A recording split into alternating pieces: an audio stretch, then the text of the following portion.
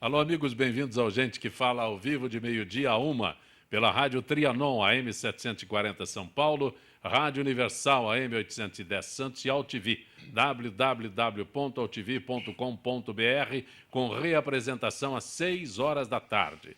Nosso site www.gentequefala.com.br, nossa página Facebook/Programa Gente que Fala, o Twitter, @Gente que Fala AM, o WhatsApp é São Paulo 11 974012235 e um telefone à sua disposição, 50526622, é São Paulo, também 11. Participando desta edição de Gente que Fala, cirurgião dentista Rodrigo Souto Genículo Vieira, que é especialista em ortodontia e ortopedia facial. Doutor Rodrigo, prazer tê-lo aqui. Muito obrigado pelo convite. Prazer é tudo meu. É correto? É o ortodontia e ortopedia facial? Isso. Pronunciei corretamente. Teu nome também, Genículo? Isso mesmo. Sou Muito obrigado pelo convite. Também conosco o radiologista intervencionista, doutor Marcos Menezes. O doutor Marcos Menezes é diretor de radiologia do Instituto do Câncer do Estado de São Paulo. Doutor Marcos Menezes, bom tê-lo aqui no nosso Gente que Fala. Bom, boa tarde aos ouvintes. Muito obrigado aqui pelo convite e espero que a gente tenha uma hora aqui de grandes discussões e que todos saiam com boas informações dessa discussão aqui. Será ótimo. Anestesiologista Fabiola Peixoto Minson, isso? Isso. Está correto? Correto. A única que eu não perguntei antes foi você. Você é diretora do Centro Integrado de Tratamento da Dor, é isso? Isso mesmo. Obrigada pelo convite. É um prazer estar aqui com vocês para falar um pouquinho sobre esse tema da dor.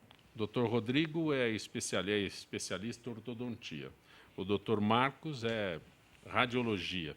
E você é especialista em dor? A minha área tem intersecção com a área deles, tanto com a odontologia quanto com a radiologia intervencionista. É uma especialidade nova. Relativamente nova. Existe no mundo desde a Segunda Guerra Mundial, para tratar os feridos de guerra. Desde que a dor começou. E no Brasil, 30 anos. Então, quando a gente compara com a cardiologia, a ginecologia, é uma especialidade, uma área de atuação nova. A doutora Gabriela Guerra, advogada especialista em direito à saúde do consumidor. Gabriela, bom tê-la aqui. É um prazer estar aqui no programa mais uma vez. Estou à disposição aí para a gente tirar todas as dúvidas com relação ao direito, até das pessoas que têm dor, né? Aliás, eu começo contigo. Planos para cobrir prótese de paciente com câncer. A Justiça brasileira tem obrigado planos de saúde a custear cirurgias de prótese peniana aos portadores de câncer de próstata. É comum a operadora se negar a fornecer o material necessário para a cirurgia, sob a alegação de que não há cobertura do plano contratado. Segundo a Justiça, porém, a cirurgia restaura o funcionamento do órgão comprometido pela moléstia, cujo tratamento está coberto pelo plano de saúde. Gabriela. É exatamente isso. O que acontece? O plano de saúde, ele nega a prótese, né? Ele até autoriza, muitas vezes, todo o procedimento cirúrgico, mas o material essencial para aquela cirurgia, ele nega. O que, na verdade, então, a cirurgia não serviria para nada, já que ela foi solicitada exatamente para a implantação da prótese. Deixa eu ver se eu entendi. Autoriza todo o tratamento, todo o procedimento, só não autoriza o material. A finalidade da cirurgia. Exatamente. Diz que é uma prótese e é excluída do contrato. Só que já existem várias decisões, até do STJ, que diz que se cobre o tratamento e cobre o procedimento cirúrgico, vai cobrir aquilo e todo o material que for prescrito pelo médico, né? Então, acaba sendo assim. Existe uma cláusula que dá cobertura ao tratamento de câncer de próstata. Mas aí existe uma cláusula que exclui uma prótese. Então, sempre, através do Código de Defesa do Consumidor, vai prevalecer a cláusula mais benéfica. Então, vai cobrir o tratamento de câncer de próstata. E se o médico prescreveu uma prótese peniana, nesses casos, que muitas vezes, quando a pessoa faz uma cirurgia para retirada do tumor, ela acaba necessitando posteriormente dessa prótese. Então, porque é uma área muito sensível e pode ter alguns problemas e ela vai precisar dessa prótese. Então, nesses casos, faz parte do tratamento. Então, precisa sim ser autorizada essa prótese, mas infelizmente só através da justiça para conseguir esse material. Essa situação pode ser encontrada em outras oportunidades também, não só prótese peniana, mas outro tipo de prótese? Qualquer tipo de prótese os planos de saúde negam, principalmente os antigos, que são os planos das pessoas idosas, né? Anterior à prótese. Assim, estente, Lamentável. marca-passo. Então, existem vários tipos. Até prótese mamária, às vezes, quando uma mulher retira a mama em razão de um câncer, tem a prótese que é necessária e os planos de saúde negam, dizendo, inclusive, que é estético. Na minha área também. Eu já lidei com pacientes com negativa de agulhas de radiofrequência e outros materiais especiais porque a gente usa para tratamento de dor. Eletrodo também, não é, Também, doutora? eletrodos Eles peridurais. negam. Bombas intratecais, então tudo que é implantado, a gente tem uma dificuldade. A gente, como médicos, nós ficamos de mãos atadas.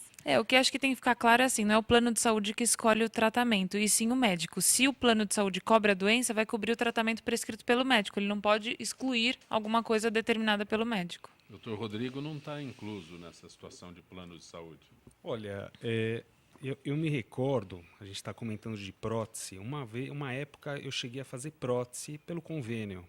O maior problema é quando o convênio também autoriza, eles me demoraram 1 ano e 3 meses para me restituir o valor da prótese, para pagar o profissional. Então, o problema, além da liberação, é realizar o pagamento do profissional de saúde que está executando o procedimento. Eu Então, tenho alguns casos de planos odontológicos que acontece isso, da prótese, além de atrasar, muitas vezes o plano escolhe. Às vezes o profissional pede uma, eles escolhem outra, porque talvez seja mais em conta para eles. E a gente não tem a confiança na qualidade. Doutor Mas, Marcos. eu acho que isso é uma situação sistêmica hoje no ambiente médico, né? Onde você tem a questão de contratos antigos, onde que se tinham determinadas coberturas e não coberturas, e a medicina evoluiu muito rapidamente e, obviamente, que as seguradoras não têm o interesse de atualizar isso. Então, nós temos vários procedimentos ou materiais novos, procedimentos novos que não estão incluídos no rol. Por isso que eu disse que é antes das próteses, né? Os planos que são anteriores às próteses. O problema não é só da prótese, a questão é O que eu justamente... estou falando é um absurdo, mas A questão, eu acho que é essa a velocidade onde acontece Sim. a modernização e a oportunidade de você trazer resultados melhores para o paciente, e isso não é acompanhado, de certa forma, pelo plano. E o plano não tem interesse em acrescentar novos procedimentos. E isso leva a uma situação que é essa judicialização do relacionamento médico, seja do paciente com o profissional médico, seja do paciente com as instituições prestadoras de serviço, né? Então, a gente está vendo no dia a dia crescer essa judicialização da prática médica ou da prática de procedimentos que envolvam isso. Isso é muito ruim no final, porque o paciente ele está num momento crítico e sensível de um tratamento, particularmente quando isso envolve um tratamento oncológico. Isso atrasa frequentemente o tratamento e gera estresse no paciente, na família e em todo o sistema. E, felizmente, a justiça costuma estar do lado do consumidor, do lado do paciente. E, no final das contas, o plano acaba tendo que cobrir, e isso gerando mais custos para o próprio sistema, né? Nós estávamos discutindo aqui anteriormente, uma das coisas é que o nosso paciente, ou o nosso consumidor de plano, ele não o brasileiro, acho que ele não tem tanto essa questão da judicialização, apesar dela ter começado. E é uma porcentagem pequena ainda dos pacientes recorrem a esse recurso, e muitas vezes eles aceitam a negativa do plano. Eu ninguém comentei com vai ele à que justiça. Eu Em comentei- nenhum dos aspectos. Desculpa, Gabriel. Mas não é hábito do brasileiro recorrer, mas deixa para lá. Exatamente, principalmente quando você está falando da saúde, então você já está doente, você vai lutar ainda, são 2% da população que entram com a ação. E eu só queria complementar o que o doutor comentou, o plano de saúde não tem interesse em atualizar a parte de liberações de exames e afins, mas tem interesse de reajustar a mensalidade anualmente, né? E não reajustar a parte de reembolso dos médicos, mas anualmente reajusta a mensalidade e os exames e materiais atuais, não. Doutor Marcos, eu diria que os planos de saúde estão mais ágeis do que o avanço da medicina, no quesito reajuste de preço. Com certeza. Foi sancionado recentemente uma lei pela presidente Dilma que agora os planos são obrigados a reajustar os valores repassados aos médicos e aos dentistas anualmente. Então, todo ano, agora eles são obrigados a aumentar. E caso o convênio se negue a aumentar, é possível dar entrada na Agência Nacional de Saúde. Então, agora está começando a mudar as coisas. Os procedimentos que estavam defasados, agora já está sendo possível recorrer a isso também. Mas, doutor Rodrigo, desculpa, olha o que acontece, um quadro. São 75% dos planos atuais são empresariais e o reajuste médio anual é de 20%. Sabe qual foi o reajuste para os médicos? 7%. Mínimo, Então você diz assim, mas espera aí, o que está acontecendo? Por que dos médicos é tão baixo e para os consumidores é tão alto? Aonde vai parar essa outra parte aí, né? Então, é isso que fica muito gritante, porque os consumidores acabam pagando para os médicos. Então, os planos eles foram condenados a reajustar para os médicos, mas quem paga, na verdade, é o consumidor. Né? Doutor Rodrigo, só um detalhe. Mas já é uma lei que aumenta, porque antes nem aumentava, né? Sim. Os preços ficaram congelados anos e anos assim. Anos e anos. Só eu deduzo aqui que o senhor parou de trabalhar com convênio. Com certeza, é complicado. Uhum. Não, é só, o senhor disse, eu anteriormente, ou uma oportunidade, sim, alguma coisa assim. Então, o lamentável é isso, né? Com certeza. O consumidor não tem esse respaldo, né? Essa sustentação. Aí um profissional como o senhor, a solução é essa, né? Deixa eu sair desse imbróglio aqui que não existe solução, lamentavelmente. Na parte odontológica, algumas áreas estão bem defasadas, como prótese, periodontia, endodontia. Os pacientes têm muita dificuldade de encontrar esses profissionais para executar algum procedimento. Você está acompanhando Gente que Fala pela rádio Trianon, AM 740 São Paulo, Rádio Universal, AM 810 Santos e AltV, www.altv.com.br, com reapresentação às 18h. Conosco hoje o cirurgião dentista Rodrigo Souto Genícolo, a anestesiologista Fabiola Peixoto, a advogada Gabriela Guerra e o radiologista e intervencionista Marcos Menezes. Doutora Fabiola, eu comecei perguntando sobre dor, não é? E a senhora está lançando um livro sobre como enfrentar a dor. Chega de dor. Eu fiz aqui uma brincadeira com a história da dor, tal. É uma área extremamente recente, mas histórias reais de quem aprendeu a controlar a dor. Este é o tema do livro. Esse é o tema do livro, então, Ufa, Chega de Dor. E ele veio para suprir uma demanda da população brasileira em relação à informação às mais diferentes síndromes dolorosas. Então, todos os dias no consultório, eu atendia pacientes que eu ouvia histórias semelhantes. Iam de médico em médico, procurando alívio para o sofrimento. E demoravam para chegar no médico de dor. E quando chegavam, já estavam desgastados tanto fisicamente quanto emocionalmente. E aí eu fui buscar na literatura. Será que tem alguém que já escreveu sobre isso? Não tinha nada na literatura brasileira que contasse histórias de pessoas que superaram o sofrimento e que desse um bom exemplo para outras pessoas que sofrem buscar o tratamento mais cedo. E aí, por isso, escrevi essas 10 histórias, que vai ser lançado amanhã no Shopping JK, na Livraria da Vila. Todos estão convidados. É um prazer ter vocês lá.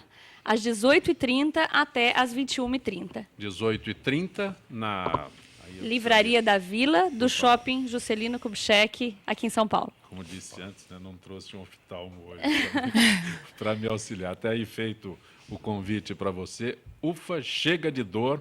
A doutora Fabiola Peixoto vai fazer a sua noite de autógrafos amanhã, 18 horas, no Shopping JK. JK. A doutora Gabriela falou sobre o direito do paciente de não sentir dor, né? Isso está na Constituição da criança e do adolescente, o direito de não sentir dor. A IASP, que é uma associação internacional, lançou uma campanha, o tratamento da dor como um direito do ser humano, mas ainda a gente observa que muitas pessoas sofrem desnecessariamente. Tem convênio para isso, doutora Fabiola?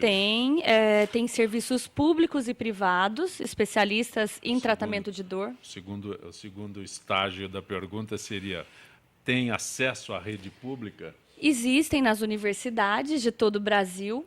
mas o número não é não seria suficiente para atender toda a demanda da população brasileira, porque os estudos mostram que 30% das pessoas sofrem com dores crônicas, ou dores de cabeça, ou dores nas costas, ou dores relacionadas ao câncer, mas essa área está crescendo muito no Brasil e várias equipes estão ainda em formação. Se eu tenho uma dor de dente, eu vou direto no Dr. Rodrigo, né? Sim. Que é cirurgião dentista. Que tipo de dor eu posso procurar, senhora? Dor de cabeça, a famosa enxaqueca? Como é que é dor lombar? Na lombar. Né? Então, a dor do dente, né, que você exemplificou. Primeiro passo aí é o dentista e resolver o problema, se for possível. Mas alguns pacientes, mesmo tratando no dentista, continuam com dores crônicas. Ou seja, mais do que 3 meses de dor. Ela já é considerada crônica. E aí esse paciente, ele não pode ficar convivendo com aquela dorzinha durante anos, sem procurar, né, essa área de tratamento de dor. Então, a partir de 3 meses de qualquer tipo de dor, a dor já é crônica e já é recomendado um acompanhamento pela equipe multidisciplinar. Não sou só eu, né? Não é só a médica, é uma médica, uma fisioterapeuta, a gente tem dentistas especialistas em dores orofaciais, às vezes psicólogos, psiquiátricos, tem uma equipe completa para tratar o paciente com dor. E outras dores mais comuns, como a gente fala, a dor de cabeça, enxaqueca, as dores tensionais, dores miofaciais musculares, as dores relacionadas ao câncer, que também causam muito sofrimento. Então, nós estamos para ajudar o tratamento de todos os tipos de dores. Doutor Marcos, a notícia aqui, o texto começa dizendo congelar a dor e as consequências de um tumor maligno, como o do câncer, que atinge 15 milhões de pessoas por ano para restituir o calor da vida saudável, é a meta máxima de um procedimento que devolve a saúde para muitas pessoas. Crioblação. Correto? Isso. Congelar a dor. Como A doutora Fabíola a não vai doutora gostar. Fabíola estava falando, né, hoje o entendimento da dor ele ficou muito mais complexo e os recursos para tratar a dor também ficaram maiores e esse aspecto hoje de que a dor ela muitas vezes necessita de um grupo multidisciplinar e você para determinadas dores ou determinadas situações você tem outros recursos e particularmente a radiologia intervencionista hoje a intervenção não só o tratamento medicamentoso pode ser uma opção para esses pacientes. Então especificamente na questão da dor uma alternativa que a gente pode ter no caso do paciente oncológico é a crioablação. O que é a crioablação? Que é uma das questões que eu venho explorar aqui. Hoje a gente tem a possibilidade, através de métodos de imagem, como tomografia, ultrassom, localizar um tumor específico e posicionar no interior desse tumor agulhas, precisamente no interior desse tumor, e existe esse equipamento que essa agulha, ao redor dela, há uma formação de uma bola de gelo que chega a menos 40 graus Celsius, é um gelo bem gelado, né, que não é um gelo que eu chamo de geladeira, a gente chega a menos 100 graus, menos 40 graus. E a essa temperatura você tem uma destruição de tecidos nessa bola de gelo. Então você consegue tratar tumores e também tumores que possam eventualmente estar causando dor. E essa seria uma alternativa de manejo da dor, né? A radiologia intervencionista também tem a possibilidade hoje, a gente consegue destruir nervos específicos com agentes como álcool, que você consegue destruir o nervo e você interrompe a dor através desse procedimento e melhora muito a qualidade de vida do paciente.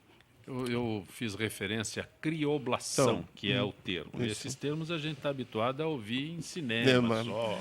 Agora, de repente, passa-se a conviver da medicina do Brasil. Eu, como leigo, como jornalista, para os senhores que são médicos, é um termo... ablação é um termo que diz destruição, né? E seria assim, a destruição, a morte daquele tecido através da temperatura, através do gelo. Então, hoje a gente consegue fazer isso com... Obviamente que também essas decisões são decisões multidisciplinares, envolve um grupo que está tratando do paciente, o oncologista, o cirurgião, o radiologista intervencionista. Cada vez mais, para uma mesma situação, você tem vários profissionais envolvidos. E essas alternativas elas não servem para todo mundo, vão ser para um grupo selecionado de pacientes para situações específicas, né? Cada Exatamente. paciente é um paciente diferente. Mas quando indicada, o que eu acho que é a meta hoje de qualquer procedimento médico é a gente conseguir, obviamente, um resultado e com a menor invasividade possível, né? O melhor resultado sem invadir o paciente, que ele retorne o mais rapidamente possível às suas atividades, à sua vida cotidiana.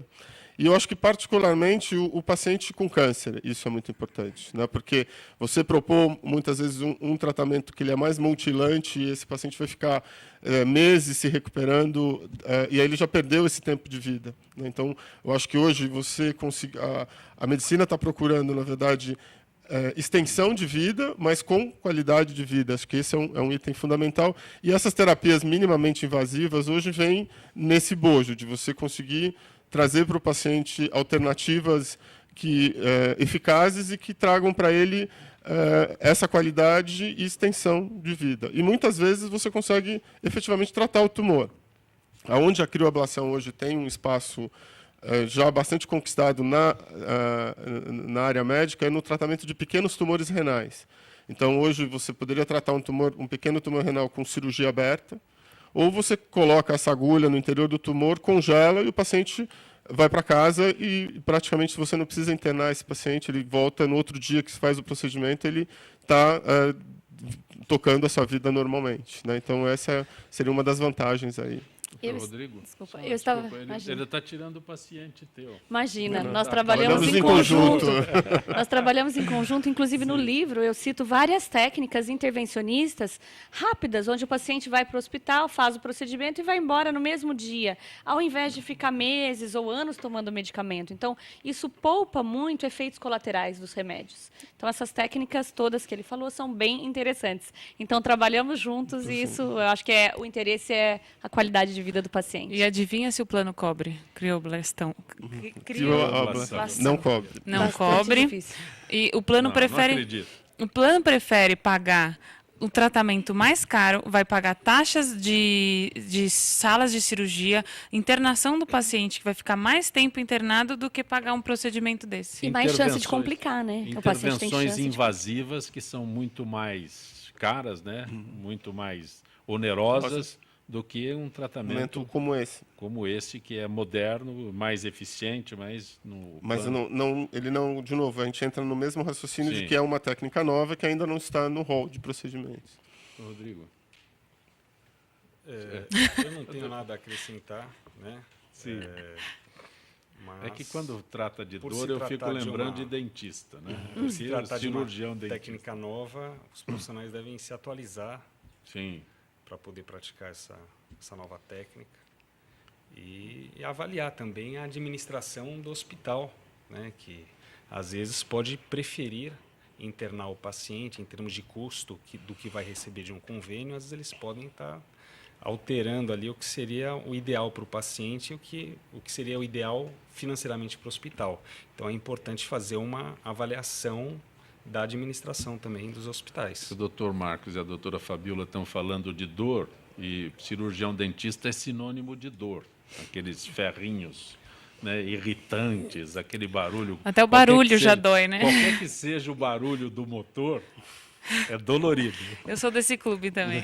Eu também. Olha, eu consigo tirar o medo de muitos pacientes que morrem de medo. Pensei que eu falei assim, não tenho aos medo pouquinhos nenhum a de gente vai dentista. condicionando o paciente, eles acabam perdendo o sim, medo de sim. frequentar, pelo menos na minha clínica. A gente E isso é real. Se você orienta o paciente antecipadamente a uma cirurgia ou um procedimento, ele tem menos chance de sentir dor. Então, acho que a explicação para as crianças até, né, são muito importantes. A gente falar sempre a verdade e orientar o paciente que é uma dor aguda e que tem tratamento, né? Tem inúmeras possibilidades de medicamentos que podem ser combinados.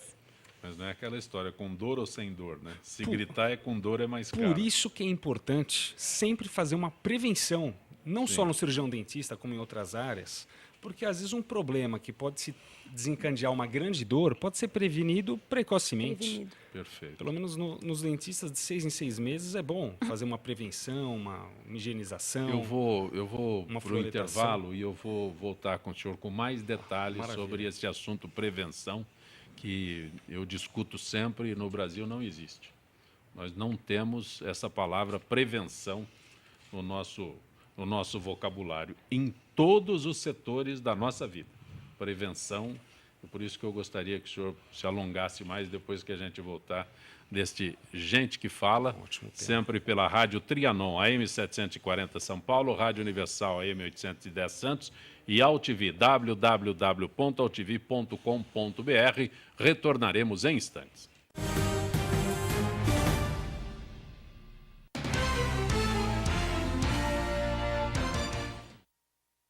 Tudo tem a ver com alguma coisa. De onde vem a água que a gente bebe? Da torneira. Ih, nada a ver.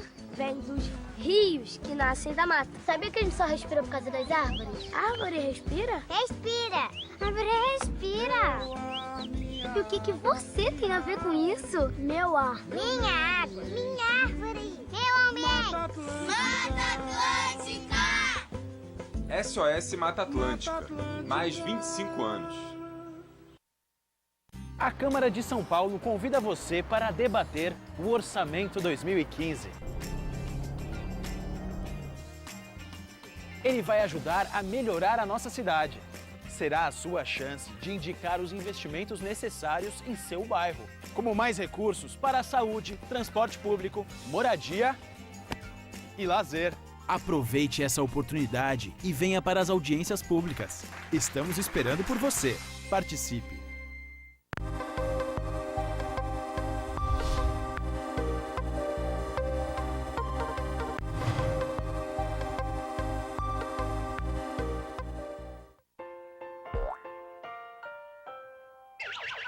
Em 2014, serão diagnosticados 69 mil novos casos de câncer de próstata.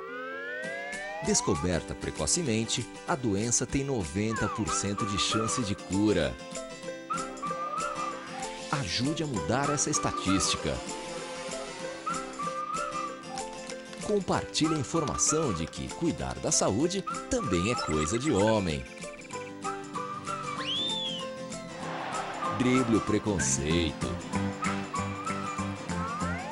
Mês Mundial de Combate ao Câncer de Próstata.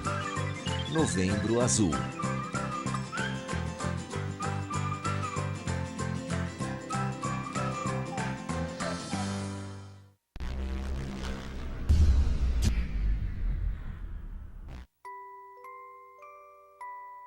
As nossas recordações são os nossos maiores tesouros. Carregamos durante toda a nossa vida. Manipular, distorcer ou implantar falsas memórias, além de ser uma violência, é crime. Somos responsáveis por esse tesouro. Não promova alienação parental.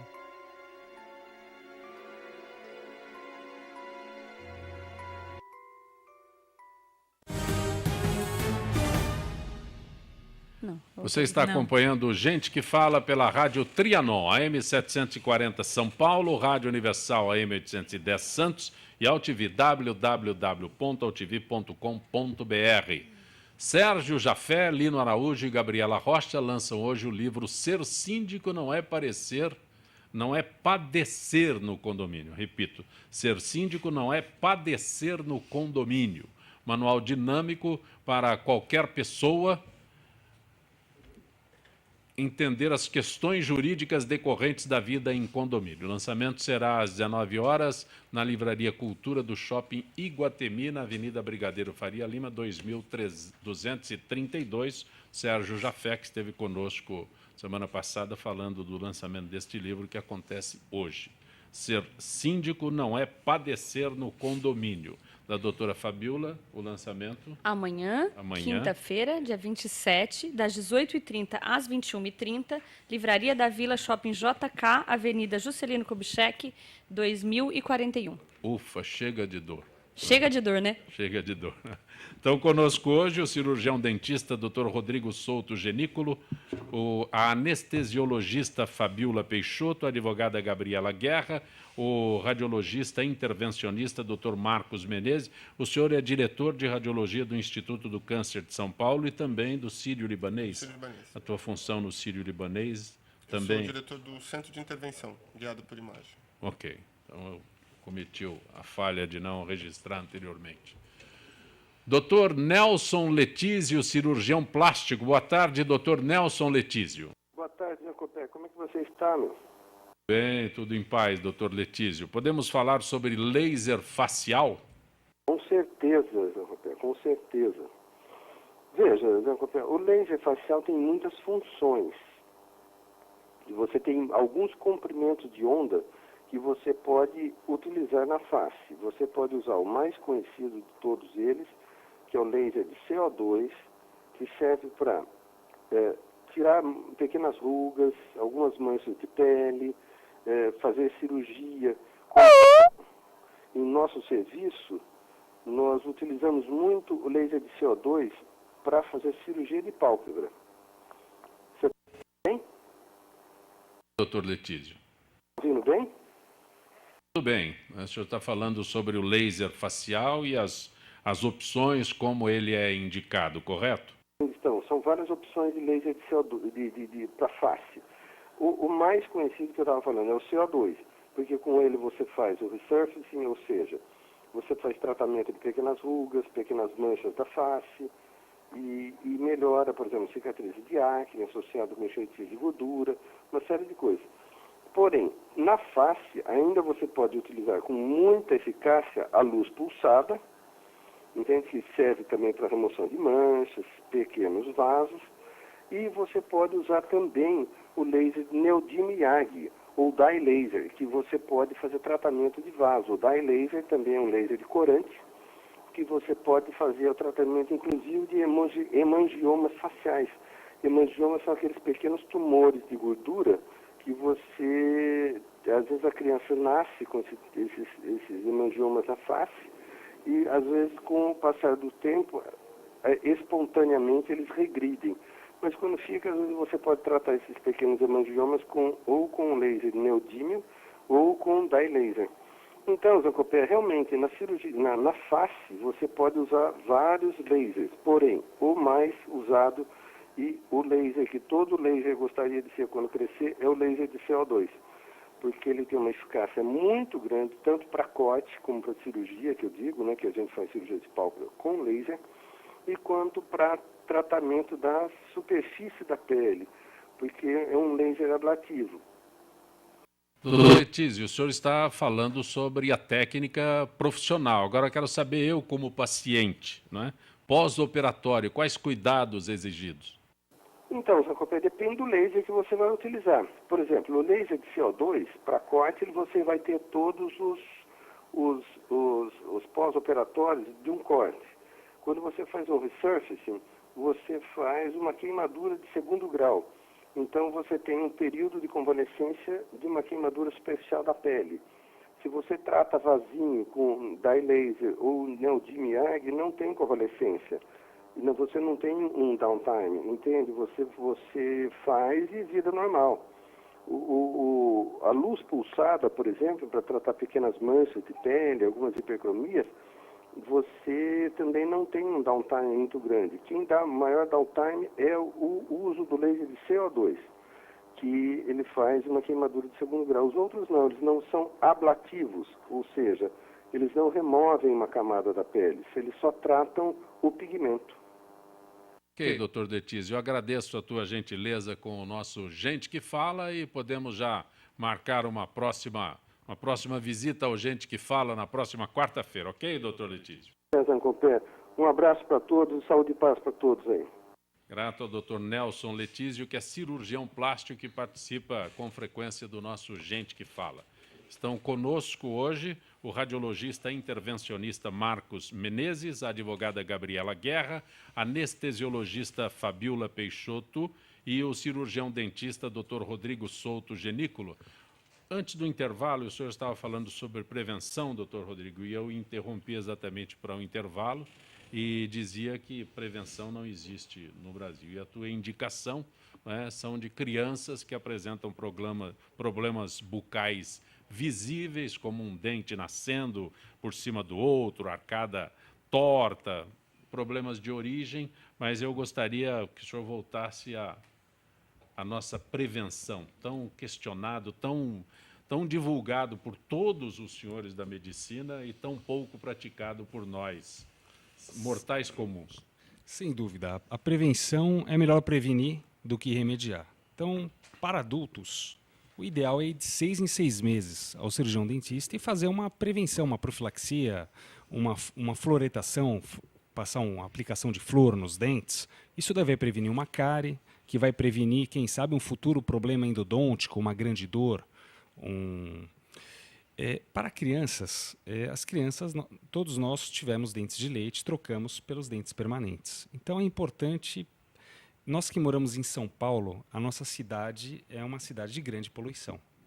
Então, a grande parte das pessoas tem problemas de respiração. Com esse problema de respiração, ocorre também problemas de crescimento e também da formação dos nossos dentes. Então, uma pessoa que não respira bem aqui na grande cidade de São Paulo, às vezes não tem uma respiração nasal, possui uma respiração bucal, o arco maxilar fica mais atrésico. E diminuindo esse espaço, os dentes também não cabem todos na boca e acabam ficando tortos. Então, é importante estar sempre indo ao cirurgião dentista para, se aparecer algum problema, ele está fazendo essa prevenção.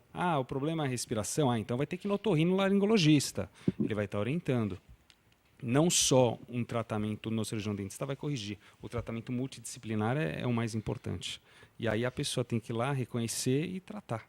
Doutor Rodrigo, um detalhe, né? O senhor é especialista e eu sou pai, eu não tenho a mínima informação. E tem alguns problemas que nós não percebemos, nós pais não percebemos. Então, aí eu volto àquela história de prevenção.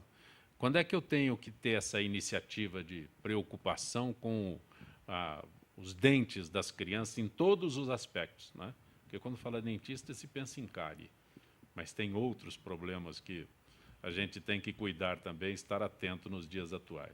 Então, desde a infância, o ideal é a gente começar com uma pasta sem flúor, porque se o neném, se a criança engolir uma quantidade excessiva de flúor, ela vai ter uma fluorose nos dentes. E o dente vai ficar mais fraco, mais susceptível a ter uma cárie dentária. Porque a fluorose, nada mais, nada menos, o flúor, enquanto o dente está em processo de formação de coroa, ele vai tirar o cálcio do dente e ser depositado o flúor dentro do dente.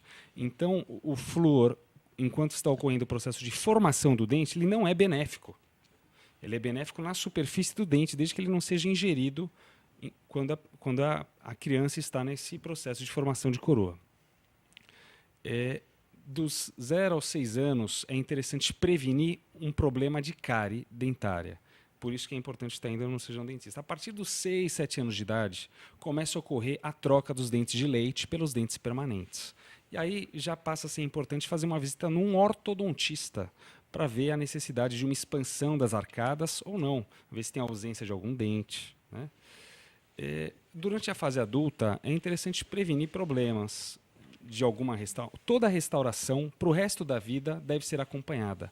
E pode ser necessário a troca. Então, a partir do momento que alguém faz uma restauração num dente ou uma prótese, a pessoa tem que acompanhar aquilo lá para o resto da vida. A gente só vai no dentista quando tem dor, quando quebra um dente. Esses cavalos velhos que nem eu assim... Isso vai no acontece. dentista quando eu tem algum problema mais grave. Eu tenho muitos clientes que vão de 6 em 6 meses e eu falo, puxa vida, de novo, parece que ele veio faz pouco tempo. Eles vão frequentes. E tem pacientes que realmente só vão quando realmente a dor aperta. Quando eu disse aqui que só vai, no último caso, o doutor Marcos concordou, concordou comigo com essa teoria antiga, porque nós somos da antiga, entendeu? Exatamente. Doeu, a gente vai, não... né? Agora podemos procurar a doutora Fabíola, né? Obrigada. Mas eu concordo com ele. Prevenir é sempre melhor do que remediar. Tem uma idade certa? Repete para a gente. Idade certa para ir ao ortodontista aos 6, 7 anos de idade. É quando começa a trocar os dentes. Eu acredito que exame de sangue nos médicos eu faço anualmente. Todo ano tem que fazer, não é isso? O check-up geral, o oftalmologista tem que ir. Cada especialidade tem um tempo que deve ser acompanhado. Cirurgião dentista, de 6 em 6 meses, fazer a prevenção e a aplicação de flúor, para não dar problema. Olha, a Agência Nacional de Saúde não inclui radioterapia e o que mais ali? IMRT. O que é IMRT? É um método de radioterapia, chama IMRT. É uma radioterapia localizada. Então, exatamente. Antes você tinha uma radioterapia que você pegava uma área muito grande, hoje com o avanço tecnológico, você consegue colocar uma dose muito maior e localizada, ou seja, é uma radioterapia mais eficaz e traz menos complicações. Exatamente, eu tenho menos todas as invasiva. explicações escritas aqui, mas prefiro que, ao invés de lê-las, vocês esclareçam melhor, né? É por isso que eu pedi que você explicasse o que é, e o doutor... A radioterapia MRT é mais ou menos a mesma coisa de um procedimento menos invasivo como a crioblastão já conversado aqui.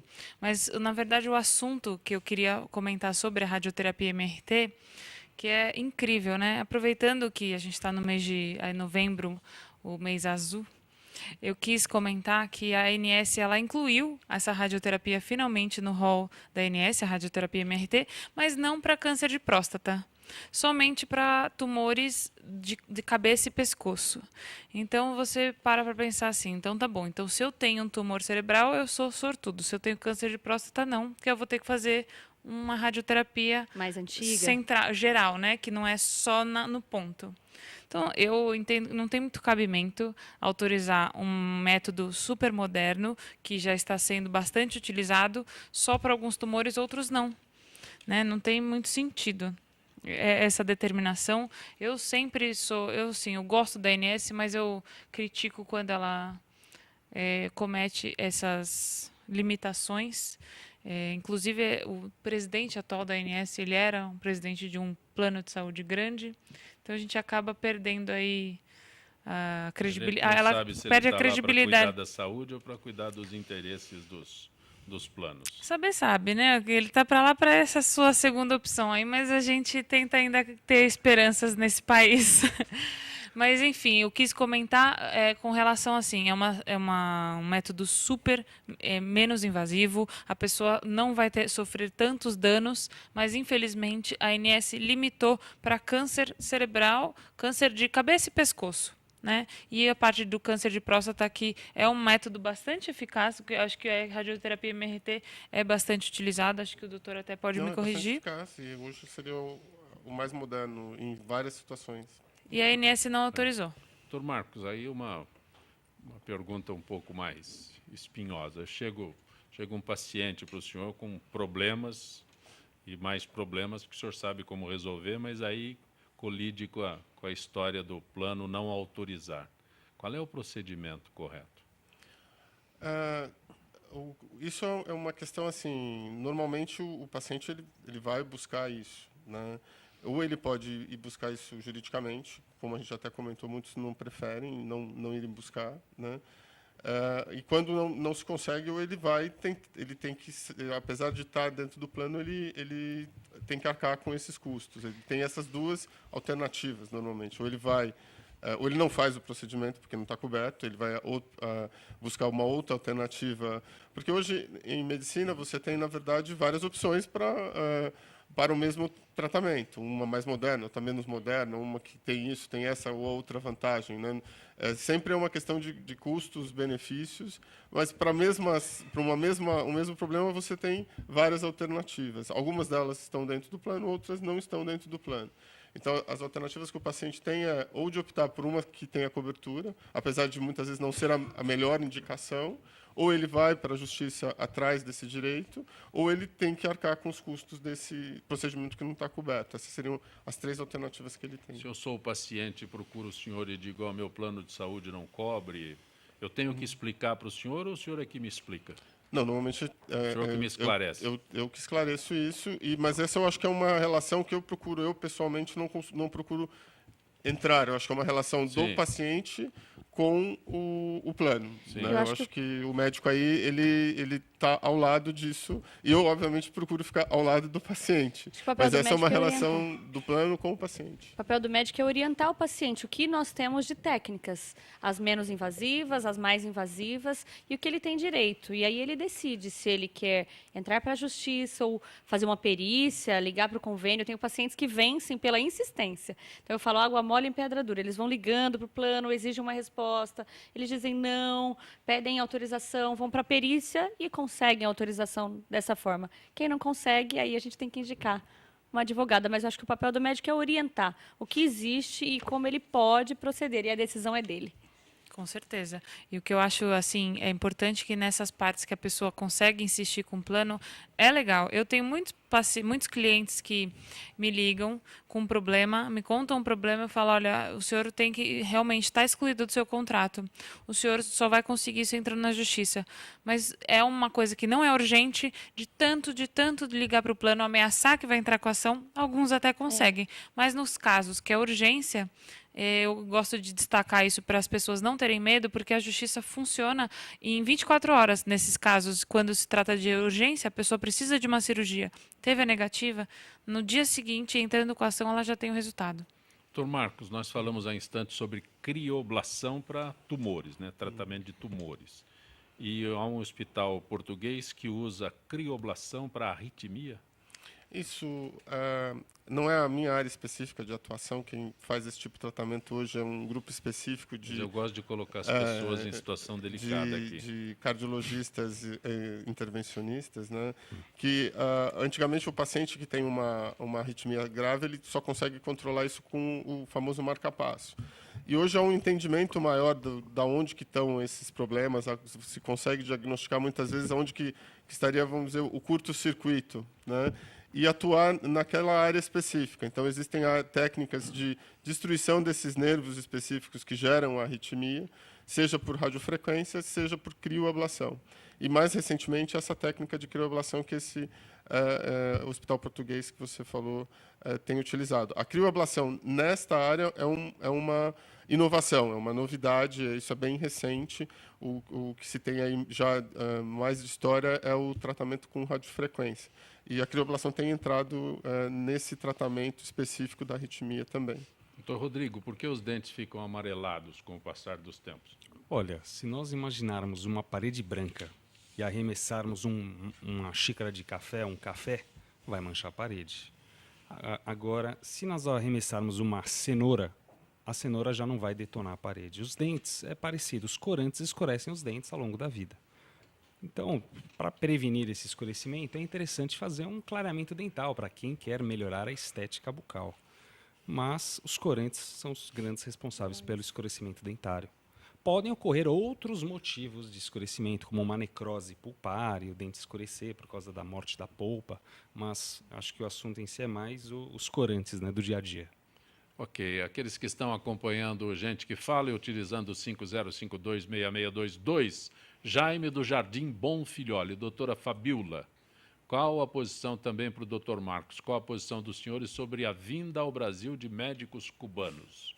Não é nem dor, nem crioblação. Esse é um tema muito polêmico, né? É bem polêmico. Eu acho que a minha posição é que eu acho que nós temos aqui uma classe médica de alta qualidade. Eu acho que nós temos aí vários problemas.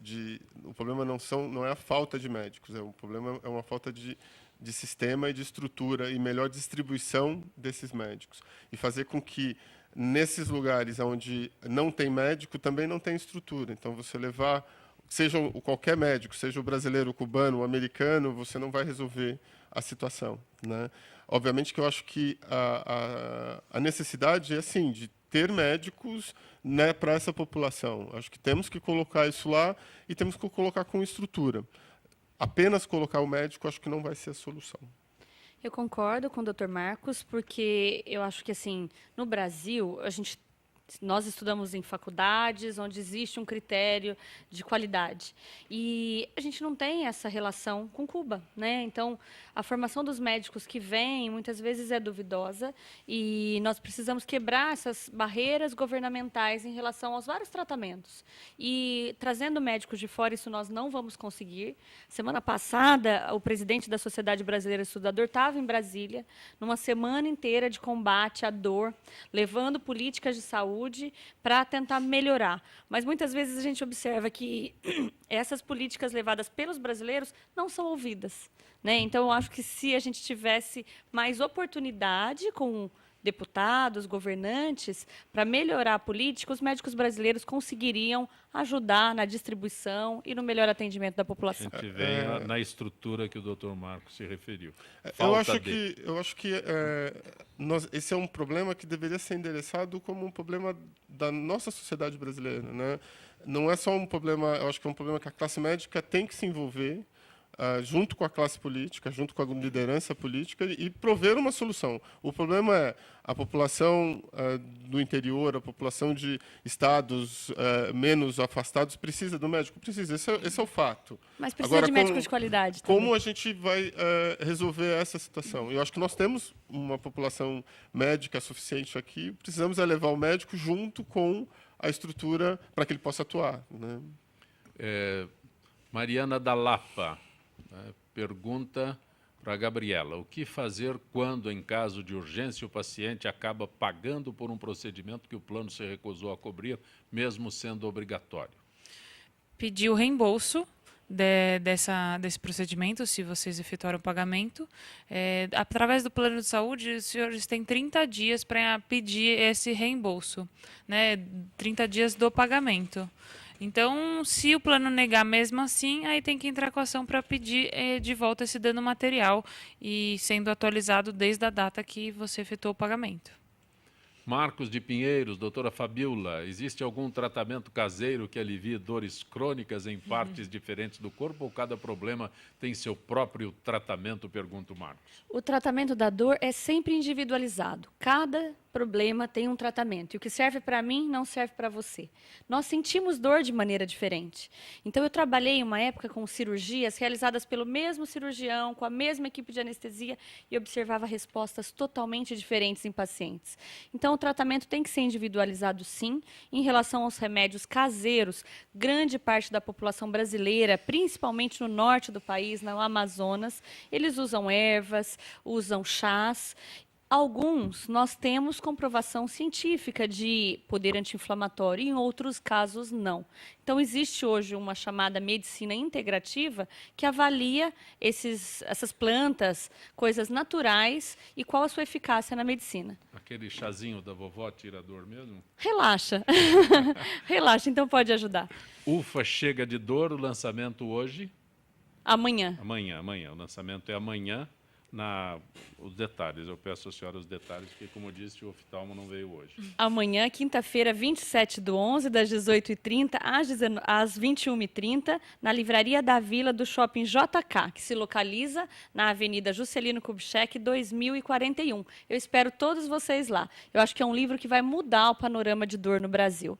Realmente acredito que a gente vai levar mais informações para o paciente ver que ele não está sozinho, porque muitas vezes ele sofre e ele acha que ele é o único caso. Então, os pacientes, as histórias reais vão estar lá no dia do lançamento para darem o depoimento e confirmarem a superação. A senhora reservou 10 histórias diferentes. 10 histórias. Então, tem um capítulo de lombalgia, dor nas costas, o outro de dor de cabeça, o outro de dor no câncer, o outro dor na infância, e outro de dor no idoso, assim vai. São várias dores e pessoas que passaram por isso, e depois eu falo a parte médica, como se ajudar no tratamento, desfazendo alguns mitos. E essas pessoas estarão lá?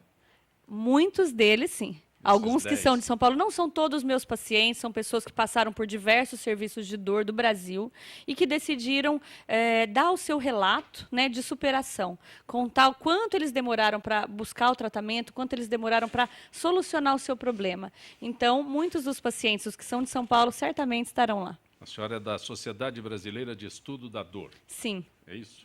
Eu agradeço a tua gentileza em participar do nosso Gente que Fala. É sempre muito bom. Aprender o caminho, espero que retorne. Eu que agradeço a oportunidade. Dr. Rodrigo Souto Genículo Vieira, especializado em ortodontia e ortopedia facial. Isso. Agradeço a gentileza de participar do nosso Gente que Fala. Zancopé, obrigado novamente aí pelo convite ao programa. Muito obrigado. Vou falar aqui, espero não precisar do senhor, viu? Porque... Eu também. Dr. Marcos gostou da história, né? Não precisar, porque eu disse a ele, espero não precisar de nenhum dos senhores, né? Então, no teu caso específico ainda, menos ainda, viu? Menos ainda. O senhor é radiologista intervencionista, diretor de radiologia do Instituto do Câncer do Estado de São Paulo e também do Sírio-Libanês, diretor do Centro de Intervenção do Sírio-Libanês. Agradeço a gentileza de ter participado do nosso Gente que Fala e que tenha outras vezes a possibilidade de nos brindar com... Foi muito prazeroso aqui a conversa e obrigada pela possibilidade da participação aqui. Gabriela, se não der certo com nenhum deles, espero não precisar de você. Olha, eu estou aqui mais para a parte informativa, viu? Porque eu também torço para que ninguém precise de mim, porque já estar doente e ainda precisar entrar na justiça é triste, né? Mas olha, essa mesa foi um ótimo bate-papo, foi um prazer participar. Espero poder colaborar em outras oportunidades. A Gabriela Guerra, advogada especialista em direito à saúde do consumidor. Gente que fala tem na direção-geral o jornalista Fausto Camunha, diretora de produção Zenilda Salvato, redação Raela Brandão Pedro Schiavon, na pauta José Carlos Sicarelli, produção cultural Ricardo Godoy, na rádio Trianon, Neildo Neres, Cléo Rodrigues Benebenê, na direção da UTV Alberto Luquete, na técnica James Eduardo Iago Matsumoto, Célio Teixeira, Arthur Endler. Estaremos de volta amanhã, meio-dia. Na sequência Trianon, Marcos Calazans. Grato.